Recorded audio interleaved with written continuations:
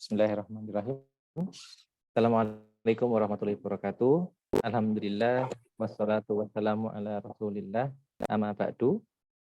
Segala puji bagi Allah yang pada kesempatan malam hari ini memberikan kita banyak nikmat sehat, nikmat sempat sehingga kita bisa bertemu di acara perdana PPMI Talk pada series kali ini. Insya Allah acara ini merupakan acara mingguan yang nanti akan kita desain, kita buat memang dalam rangka untuk membantu sesama kita mahasiswa KFUPM untuk bisa sukses bersama. Kira-kira ide besarnya seperti itu. Tak lupa sholawat dan salam kita senantiasa aturkan kepada Nabi kita, Nabi Muhammad SAW, beserta keluarga, sahabat, dan para pengikutnya. Terima kasih sebelumnya kami ucapkan kepada rekan-rekan semua yang sudah datang. Insya Allah ini luar biasa. Belum jam 8, banyak sekali teman-teman dari mahasiswa yang sudah join di grup, di Zoom. Ini setidaknya menunjukkan antusias dari teman-teman terkait dengan kegiatan ini. Mudah-mudahan tujuan dari kegiatan ini nanti bisa tercapai, yaitu memberikan kemudahan sharing informasi kepada teman-teman semua. Bagaimana sih sebenarnya kita kalau ingin melakukan riset, bagaimana kemudian nanti harapannya ke depan juga bisa melakukan publikasi gitu ya. Dan ini tentu saja akan membantu teman-teman untuk bisa lulus di KFUPM dengan baik, kemudian juga memberikan citra positif bagi Indonesia khususnya gitu ya, di terhadap pendidikan yang ada di Saudi khususnya di KFUPM. Baik, pada kesempatan kali ini merupakan acara perdana dari PPMI Talk, yang mana tema besar untuk perdana ini adalah Introduction to Scientific Work gitu ya. Jadi kita berharap meskipun saya yakin banyak teman-teman di sini yang sudah familiar sekali dengan penulisan, dengan riset, dengan jurnal, kemudian ya semua itu gitu ya. Tapi tidak bisa dipungkiri bahwa beberapa di antara kita, termasuk mungkin saya gitu ya, sebanyak yang saya ketahui masih banyak yang tentu yang tidak saya ketahui gitu. Mudah-mudahan nanti pada acara malam hari ini nanti akan lebih terbuka lagi wawasan kita gitu ya, dengan dibantu nanti oleh pembicara kita Pak Imam Muhammad Imam Himaya. Beliau adalah dosen kebanggaan kita gitu ya, yang berasal di Indonesia. Beliau mengajar di KBS atau KFUPM Business School. Baik, langsung saja untuk mengefisienkan waktu, maka itu waktu dan tempat ini kami persilahkan kepada Pak Imam untuk menyampaikan materinya pada kesempatan malam hari ini. Ya, terima kasih Mas Huda. Bentar saya share video dulu. Oke.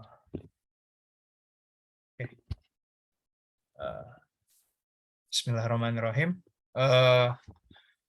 Assalamualaikum warahmatullahi wabarakatuh. Saya ucapkan selamat datang semuanya ke acara PPMI Talk ini. Saya juga mau share screen supaya pembahasan tentang publikasi ilmiah mungkin saya kasih gambaran garis besarnya aja secara garis besar. Cuma nanti kalau ada pertanyaan dipersilahkan. Karena toh juga masalah publikasi ini kan memang boleh dikatakan the devil is in the detail. Yang susah itu detailnya. Cuma nanti deh kita lanjutin aja ke sana. Saya share screen dulu. Bisa lihat ya. Oke. Oke, pertama ini ada outline-nya ya. Yang penting apakah itu publikasi ilmiah, fungsinya apa, bagaimana cara melakukan publikasi ilmiah, dan terakhir apa itu jurnal predator. Itu saya nggak pakai slides-nya karena kayaknya terlalu detail. Pendahuluan aja. Pada dasarnya publikasi ilmiah ini sebagai sebuah wadah. Jadi ibaratnya kalau ilmu pengetahuan itu dikasih tempat, dikasih wadah. Nah, itu tempatnya adalah di jurnal-jurnal ini. Kalau kita ngomong ini ilmu, mungkin Karena kayak kalau ingat waktu zaman SD, SMP, SMA, bahkan sampai kuliah, kita ngerasa ladang ilmu, wadah ilmu itu kan dari dosen atau dari guru.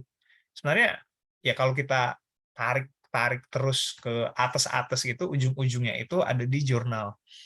Jadi gunanya jurnal-jurnal ini, kenapa publikasi ini menjadi sangat penting? Pertama adalah untuk kita mencari ilmu. Jadi kalau kita misalnya tiba-tiba kepikiran punya ide, oh kalau saya bikin kayak gini, kira-kira gimana ya? Nah, mungkin ya karena kita di tahun 2023 sudah banyak orang lain yang mungkin sudah kepikiran, kenapa nggak dibikin kayak gitu? Itu kita mungkin bukan orang yang pertama. Jadi lebih baik apabila kita, coba cari deh, kira-kira ide ini udah kepikiran belum ya sebelumnya? Dan kalaupun misalnya kita cari, ketemu nih ternyata orang udah ada kepikiran idenya misalnya bikin listrik dari susu kambing gitu. Oh, ternyata orang sudah ada yang memikirkannya. Lalu dari publikasi ilmiah yang sebelumnya itu, kita bisa lihat orang ini bagaimana sih metode yang dia pakai. Jadi sukses apa enggak? Dan dari situ kita bisa ibaratnya antara mencari celah atau kita kembangin lagi. Oh, waktu itu dia pakai garam, kenapa nggak pakai gula ya?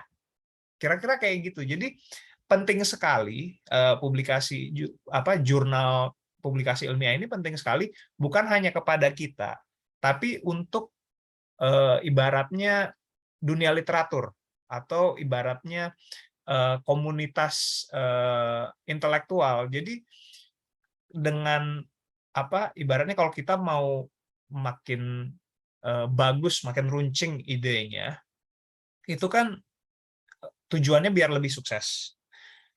Tapi penelitian ini biar lebih sukses kan kalau dikerjakan oleh orang banyak, dengan orang yang penuh dengan ide-ide yang bisa jadi unik, bisa jadi aneh, tapi bisa jadi juga brilian, ya lebih besar kemungkinannya untuk jadi sukses. Jadi pada dasarnya jurnal ini mengumpulkan semua ide-ide gila itu.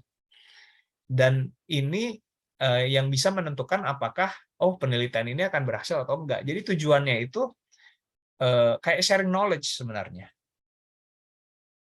Jadi memang jurnal ini penting sekali, terutama buat pelajar ataupun peneliti. Nah, mungkin untuk yang S1 mungkin nggak terlalu penting ya, tapi walaupun sudah ada tuh misalnya waktu nulis skripsi kan sudah biasanya dosennya udah nyuruh, coba cari ini, coba lihat skripsi si ini tahun berapa gitu. Itu sebenarnya pada dasarnya itu sama dengan yang dilakukan dalam publikasi ilmiah. Karena disertasi, tesis, skripsi, segala macam itu juga termasuk publikasi ilmiah. Tidak hanya jurnal, bahkan sebuah ide yang ditulis misalnya di koran, itu sebenarnya termasuk publikasi, tapi mungkin ranahnya nggak terlalu ilmiah.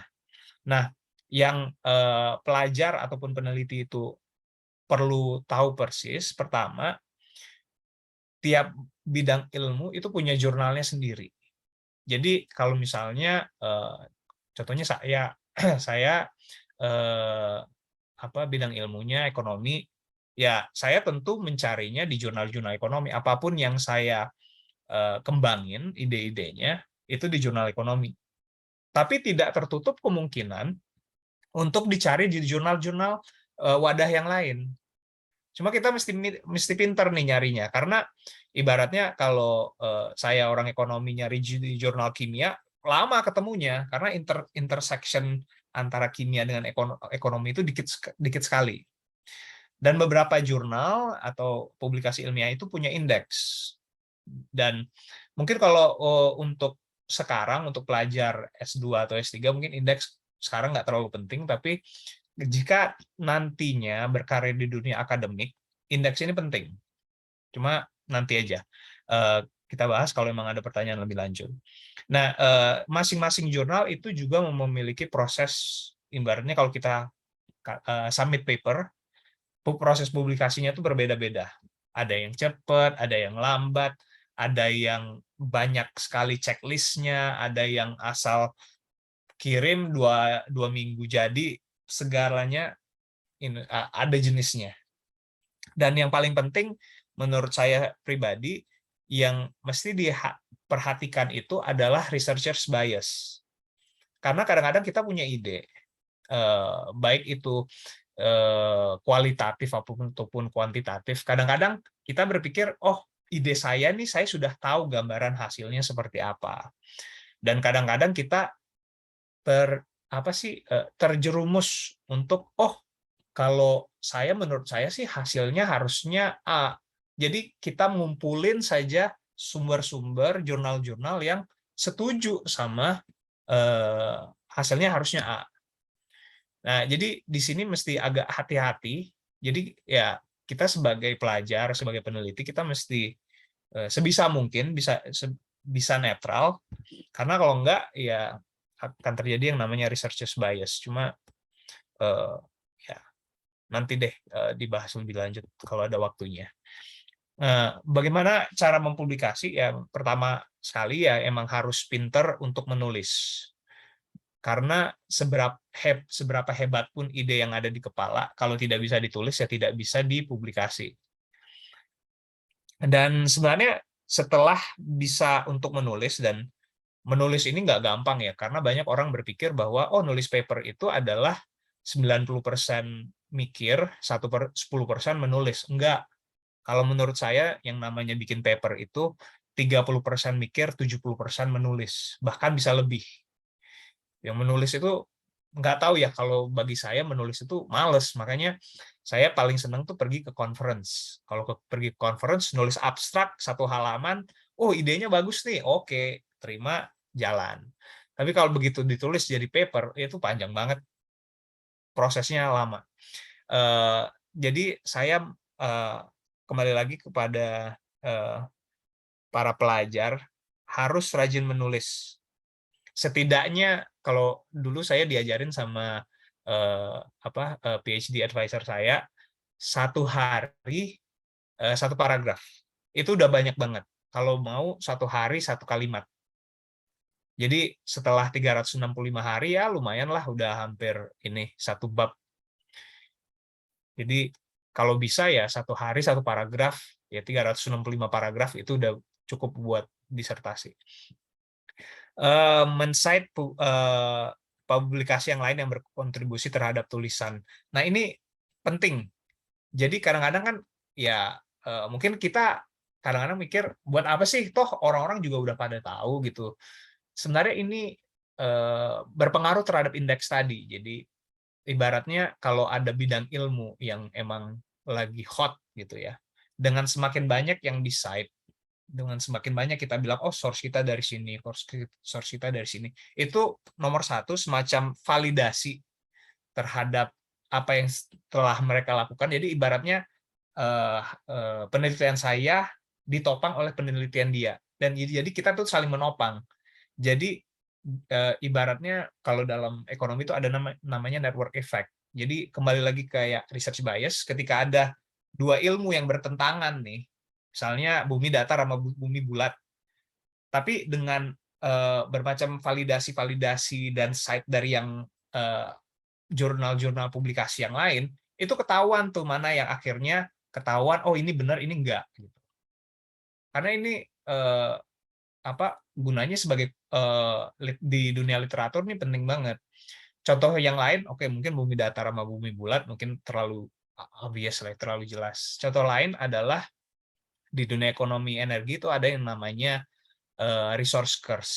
Jadi ibaratnya negara yang punya banyak sumber daya alam itu justru cenderung tidak maju. Negara yang maju itu justru negara yang sumber alamnya sedikit. Nah, itu dua pendapat yang bersilang pendapat lah. Oh enggak, itu enggak benar, itu benar. Cuma seiring dengan semakin banyaknya research, semakin banyak citation, semakin banyak ilmu yang dikembangkan, akhirnya kita tahu oh ternyata yang terjadi itu seperti ini, dan itu penting. Mungkin gini aja, nggak usah lama-lama, kembali lagi, the devil is in the details. Jadi mungkin yang lain punya pertanyaan yang lebih lebih tajam untuk menggali lebih lanjut tentang dunia publikasi. Mungkin itu aja. Terima kasih. Oke, terima kasih banyak Pak Imam atas penjelasannya. Mudah-mudahan ini sudah kita sebagai mahasiswa punya gambaran ya seberapa penting sih publikasi ini gitu. Baik, kita sekarang di sesi tanya jawab. Insya Allah kita masih ada waktu 12 menit gitu ya. Monggo nanti teman-teman jika ada yang ingin bertanya silahkan raise hand gitu. Nanti kemudian setelah dipersilahkan teman-teman bisa mengaktifkan mic-nya atau bisa ditulis via chat. Baik, ini Pak Imam, sebelum dari teman-teman ya, ini ada pertanyaan. Apa sih Pak ini bedanya kalau kita kan lagi itu ya nyari paper gitu ya, kan ada setelahnya ada jurnal, ada conference paper, ada proceeding. Itu bedanya apa sih Pak? Jadi bisa dijelasin ke kita nih yang mungkin masih awam istilahnya. Oke, ya jadi ibaratnya publikasi ilmiah ini banyak banget, ibaratnya corongnya banyak banget. Yang paling yang paling boleh dibilang paling utama kali ya, itu jurnal. Kenapa jurnal? Karena jurnal ini melalui proses peer review. Jadi diseleksi bukan hanya dari idenya, tapi juga dari metodologinya, terus dari penulisannya seperti apa, itu ibaratnya ya diseleksi lah. Ini yang paling utama. Terus kemudian ada conference paper. Conference paper ini pada dasarnya semua orang tuh yang di dunia akademik pasti maunya jadi jurnal karena itu corong utama. Tapi untuk menjadi tulisan yang betul-betul ibaratnya bahasa Indonesia mumpuni gitu ya, kadang-kadang kita perlu secara langsung mencari feedback. Makanya orang pergi ke conference. Jadi kalau pergi ke conference buat oh ini papernya udah dipublish, terus udah dipublikasi, terus pakai paper itu buat ke conference, itu sebenarnya menurut saya ya itu nggak ada gunanya. Toh buat apa? Tujuan kita ke conference adalah kita mau ngasih tahu ke orang, nomor satu kita ngasih tahu ke orang, saya lagi ngerjain ini, kira-kira bisa ngasih feedback nggak? Karena kita kan di conference kita ngejelasin, oh kita ngerjain ini kita lakukan ini. Nomor dua, itu juga bisa menjadi, kalau kita conference ya, itu juga bisa menjadi semacam, kita ngasih tahu orang, hey, kita lagi ngerjain ini, apakah ada orang yang ngerjain yang sama juga? Ya tujuannya ya barangkali bisa kolaborasi. Tapi itu conference paper. Setelah kita papernya itu kita submit ke conference, terus conference melakukan dalam tanda kutip publikasi, itu jadinya conference paper. Conference paper masih bisa menjadi journal paper selama nggak tok-tokan dari conference paper ya, harus ada yang dikembangin lagi, ada sedikit perbedaan, baru jadi journal paper. Di bawahnya conference paper boleh dibilang itu conference proceedings. Conference proceeding itu biasanya ada paper, ada yang cuma abstrak saja. Jadi sebenarnya itu bukan paper jadi gitu. Jadi pada dasarnya berdasarkan publikasi ilmiah itu berdasarkan seberapa jadi tulisannya. Yang sudah jadi 100% itu di jurnal, yang hampir 100%, yang mungkin 80%, 70% itu biasanya ke conference papers. Di bawah itu ada conference proceeding, dan kalaupun emang mau punya misalnya punya blog terus nulis paper di blog, itu juga termasuk ke dalam publikasi. Cuma memang ya susah, kita mungkin nggak bilangnya publikasi ilmiah karena susah buat orang lain dalam arti peneliti lain atau pelajar yang lain untuk mencari itu gitu. Jadi ibaratnya tuh gimana ya, publikasi ilmiah itu semacam gini, kalau saya analogiin, kalau kita melakukan research itu kita semacam masuk ditaruh ke dalam hutan belantara tengah malam.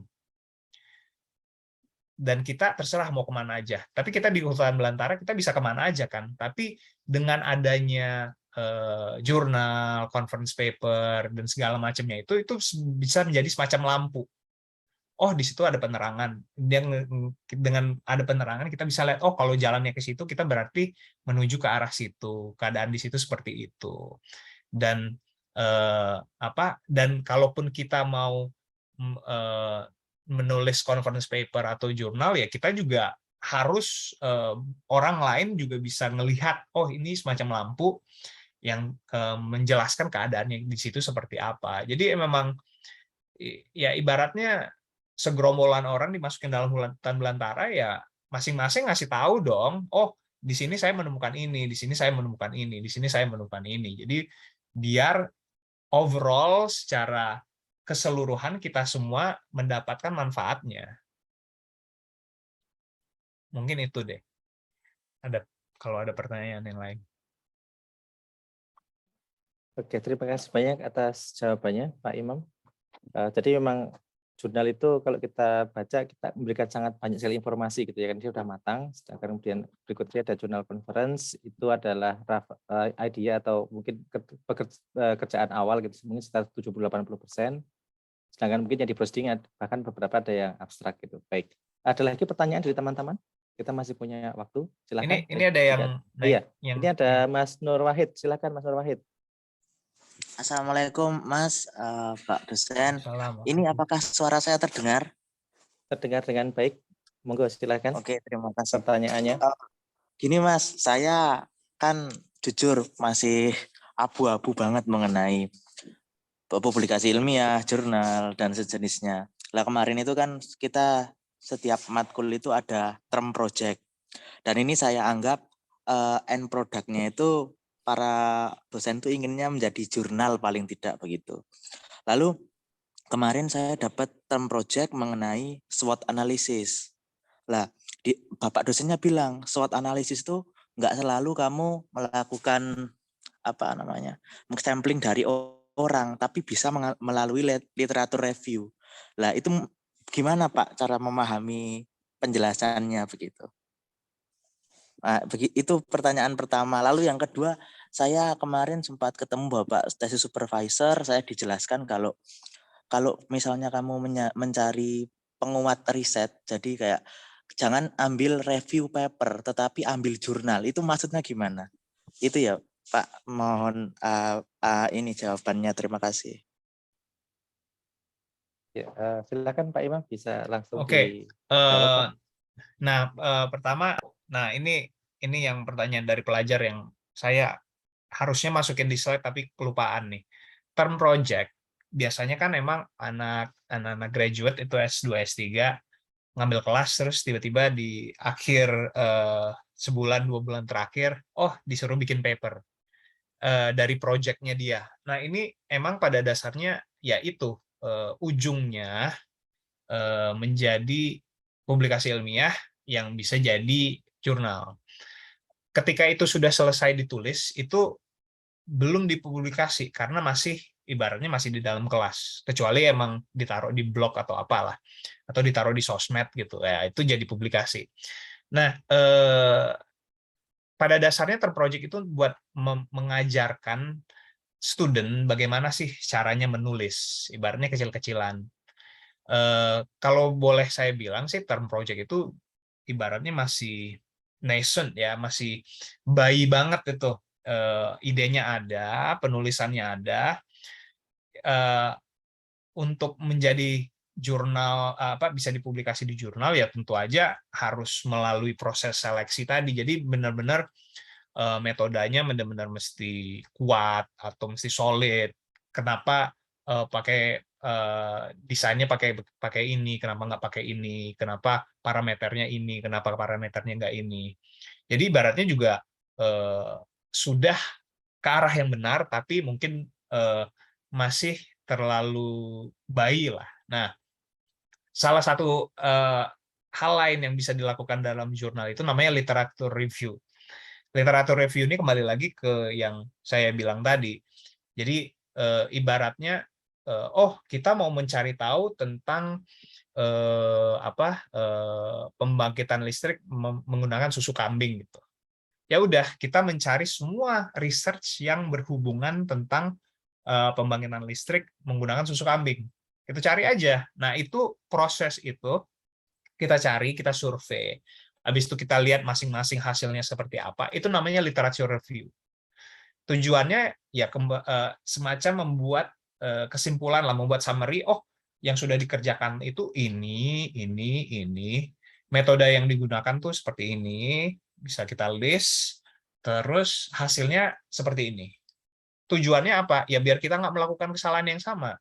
Kalaupun dari salah satunya itu ada kesalahan, atau oh mungkin yang ini lebih berprospek, atau yang oh kayaknya yang ini nggak bisa.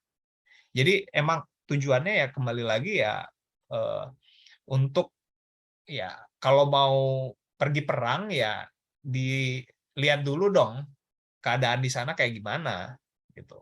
Jadi jangan main terjun aja gitu loh. Ibaratnya kayak hutan belantara tadi, oh mentang-mentang kita boleh kemana aja, kita jalan-jalan aja, tiba-tiba masuk jurang. Kan nggak gitu. Yeah. Nah, kemudian pertanyaan yang kedua, review paper sama jurnal ya. Nah, saya kurang yakin sih pada dasarnya review paper itu apa, tapi dalam bayangan saya review paper itu adalah mungkin ya yang dimaksudkan dosennya, mungkin paper yang sedang dalam proses review. Ibaratnya belum lulus seleksi buat jurnal. Jadi sudah dipublikasi, masih berusaha dimasukkan ke dalam jurnal, mungkin dalam proses revisi dan segala macamnya, tapi belum masuk jurnal. Memang ya pada dasarnya kalau untuk ibaratnya fondasi dari paper yang akan kita tulis, dari tulisan yang akan kita tulis, ya fondasinya harus yang paling kuat dong. Makanya pakai yang dari jurnal, dan jurnal pun hati-hati gitu. Jangan mentang-mentang kita main Google aja, oh yang ini kayaknya cocok nih sama kita.